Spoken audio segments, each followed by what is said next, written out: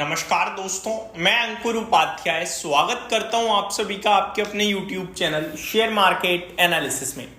इस वीडियो को ध्यान से सुनिएगा, समझिएगा पूरी तरीके से। अगर आप एक इन्वेस्टर हैं तो, और इन्वेस्टर नाम वाले नहीं यार, हकीकत वाले अगर निवेशक हैं, अगर अपनी वेल्थ बनाना चाहते हैं तो ये वीडियो देखिएगा, एंड तक देखिएगा, क्योंकि यहां मैं आप सभी के साथ एक ऐसे सेगमेंट के बारे में बात करूंगा दोस्तों जिसमें ग्रोथ डेफिनेटली है, जहां पे पैसा मल्टीफोल्ड बनने की संभावना है ऑलमोस्ट मोर देन 90% है। 10% बाजार है तो रिस्क रहती ही रहती है।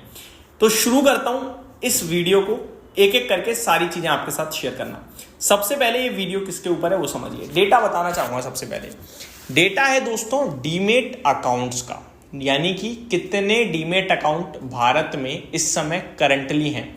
तो करंटली दोस्तों 17 करोड़ डीमेट अकाउंट भारत में ओपन होते हुए दिखे हैं। 17 करोड़ डीमेट अकाउंट की ये संख्या पहुंच गई। ये डेटा कल ही रिलीज हुआ है दोस्तों एक्सचेंजेस के द्वारा। तो 17 करोड़ टोटल डीमेट अकाउंट हैं, लेकिन आपको पता है इनमें से एक्टिव यानी कि जो चल रहे हैं, जो खरीद बेच कर रहे हैं, वो कितने हैं?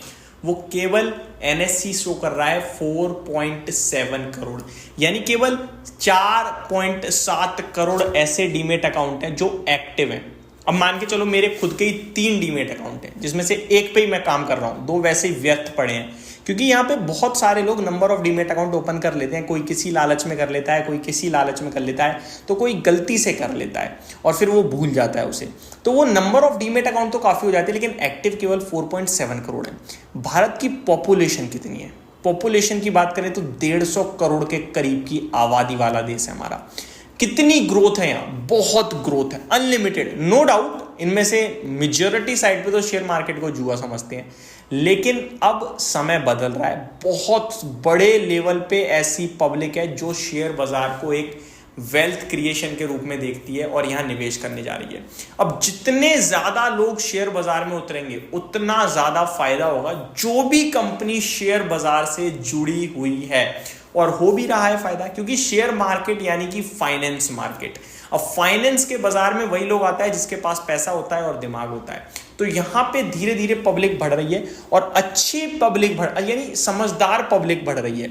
उन्हें पता चल चुका है कि बाजार में डिप एक अपॉर्चुनिटी होता है। कोविड के बाद, स्कैम 1992 सीरीज के बाद सब लोग स्टॉक मार्केट को लेकर क्लियर हो चुके हैं कि पैसा तो यहाँ बड़ा बनता है।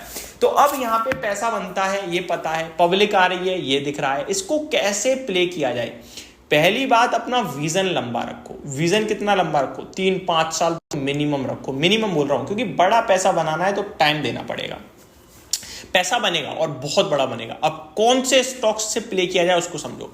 मैं आपके साथ यहाँ पे पूरी लिस्ट शेयर कर रहा हूं। आपको जहां कन्विक्शन आए, जहां कॉन्फिडेंस आए, लीजिएगा। ये मत सोचिएगा भाई आपने तो कोई शेयर ही नहीं बताया। मैं आपको इनमें से कुछ स्टॉक्स बताऊंगा जो लेने ही लेने हैं। सिर्फ प्राइस आपको चुनना है कि भैया इस भाव पे मुझे अच्छा लग रहा है, मैं यहीं ले लूंगा।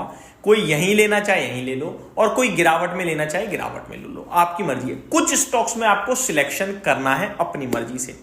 एक सेगमेंट है दोस्तों ब्रोकर्स का, और इसमें आपको सिलेक्शन अपने हिसाब से करना है, क्योंकि बहुत सारे ब्रोकर्स आते जाएंगे। कोई बड़ा बनेगा, कोई छोटा बनेगा, तो कोई खत्म भी होगा।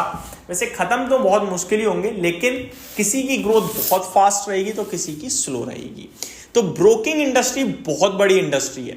यहां पे हर 2 दिन में एक नया प्लेयर भी खड़ा हो रहा है। कुछ लिस्टेड में है तो कुछ अनलिस्टेड में है। अब अनलिस्टेड में ज़रोड़ा सबको दिखता है कि बड़ा प्लेयर है, लेकिन अभी तक लिस्टेड ही नहीं है, तो वो एक अलग केस है। ठीक है, तो यहां आपको चुनना है कि आप कौन से पे ज्यादा भरोसा रखते हैं, कौन से ब्रोकर के पास आपका डीमेट अकाउंट है, किसकी सर्विस आपको ज्यादा अच्छी लगती है, ये आपके ऊपर है। बट मैं कुछ नाम बताना चाहूंगा जो बाजार में लिस्टेड है बड़े लेवल पे। हो सकता है कुछ मैं ना भी बोलूं, क्योंकि बहुत बड़े लंबी लिस्ट है जो मार्केट में ब्रोकर्स लिस्टेड है, तो सबको मैंने नहीं लिखा है। पहला है एंजल वन, जो, और डिस्क्लेमर देना चाहूंगा, इनमें से बहुत सारे स्टॉक्स मेरी खुद की पर्सनल पोर्टफोलियो में हैं, क्योंकि मैं इस थीम पे काफी बुलिश हूं। पहले मैंने काफी वीडियो बनाई है इस थीम के ऊपर, और एक बार फिर बना रहा हूं। तो angel one, Motilal Oswal financial services, share India securities, Edelweiss services, JM financial, choice international, ये 6 स्टॉक्स तो मैंने आपके साथ शेयर करे दोस्तों, जो कि ब्रोकिंग इंडस्ट्री में बैठे हैं, अच्छा काम कर रहे हैं, और इनमें इन्वेस्टर्स का भरोसा भी है। दूसरा जो इंडस्ट्री है है वो है म्यूचुअल फंड इंडस्ट्री, यानी कि हमें शेयर बाजार में डायरेक्ट पैसा नहीं लगाना, हमें म्यूचुअल फंड के माध्यम से लगाना है। तो यहाँ दो स्टॉक्स तो ऐसे हैं दोस्तों जो आप जब दिल करे तब लेके डाल दो, सिंपल। वो दो हैं कैम्स यानी कंप्यूटराइज्ड मैनेजमेंट सर्विसेज लिमिटेड और केफिन टेक्नोलॉजीज। अब ऐसा क्यों भाई कि इनको जब मन करे तब ले लो, क्योंकि ये है मोनोपोली। कैसे है मोनोपोली?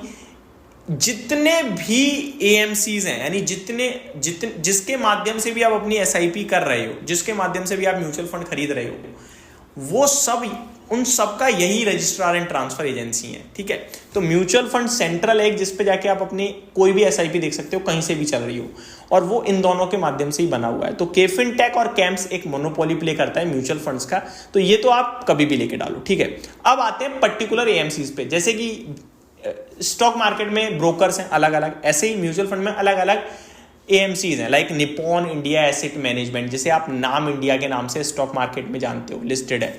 सेकंड है आपका यूटीआई एएमसी, ये भी एक्सिस बैंक का कहीं ना कहीं म्यूचुअल फंड है, आप इसको भी जानते हो अच्छे से, ये मार्केट में लिस्टेड है।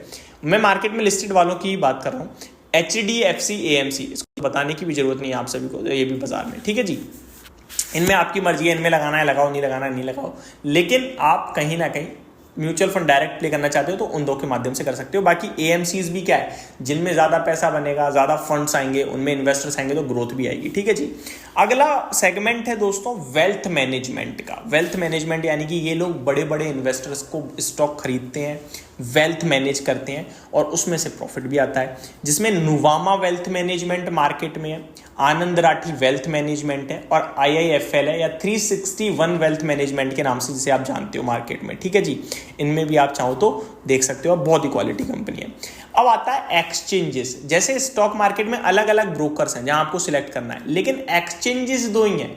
किसी के यहाँ भी अकाउंट ओपन करो, ट्रेड आपको दो ही एक्सचेंजेस के माध्यम से करना पड़ेगा। सेम म्यूचुअल फंड में कहीं भी एएमसी में पैसा लगाओ, लेकिन आपकी transfer agency mutual fund central जो है वो आपका कैम्स और केफिन के ही द्वारा है। तो एक्सचेंजेस कौन से हैं? BSE मार्केट में लिस्टेड है, NSE आने वाला है, तो जैसे ही NSE आएगा आप कंपेयर करोगे वैल्यूएशंस को। वैसे मेरा मानना है कि आप NSE के साथ जा सकते हो, जब तक NSE नहीं है BSE के साथ रहिए। और तीसरा एक्सचेंज आपका कमोडिटी का है, वो है मल्टी कमोडिटी एक्सचेंज MCX, ठीक है जी। इस पे आपकी मर्जी, आप लगाओ नहीं लगाओ, क्योंकि कमोडिटी में मेरे को उतना समझ में नहीं आता है। नेक्स्ट डेपोजिटरीज हैं, आप कहीं भी डीमेट अकाउंट ओपन करो, किसी भी जगह करो, शेयर खरीदोगे डीमेट होगा, और डीमेट होगा तो वो होगा CDSL के पास जो बाजार में लिस्टेड है। एक और डेपोजिटरी अपना वो है NSDL, लेकिन NSDL का मार्केट शेयर बहुत ही छोटा है दोस्तों, मात्र 21% का है, और वहां भी ये जो है ना इनएक्टिव क्लाइंट्स को कहीं ना कहीं मैनेज कर रहा है। तो CDSL one and only player depository में NSDL के लिस्टिंग के बावजूद भी। तो ये पूरी लिस्ट थी, होप आपको अच्छे से समझ में आई होगी। लिख लिए होंगे स्टॉक्स, नहीं लिखे तो इस वीडियो को दोबारा देखो, लिखो, और जहां निवेश करना है करो 3 से 5 साल के व्यू से, और जितना रोकोगे उतना पैसा बनेगा। Thank you so much for watching this video. Good night guys.